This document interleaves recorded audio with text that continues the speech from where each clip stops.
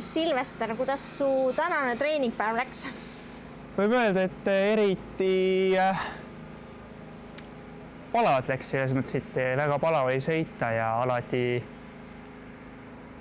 alati pidin muutma kurvi trajektoore, rehvi rõhke, et sa saaksid leida rehvi peal pidamist ja nii endal kui ka tsiklil oleks parem sõita ka.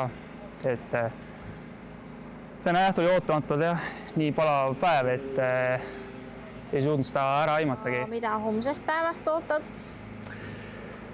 No homsest päevast, kui tuleb palavim, siis tuleb palavim, et ikkagi homme on ikkagi võistluspäev, et tuleb anda endast maksimumi. Läheb kuidas läheb, aga ma ikkagi loodan endast parimat, et äkki ma saan oma elu esimese Eesti meistrivõistluse karika kui ka tiitli kätte.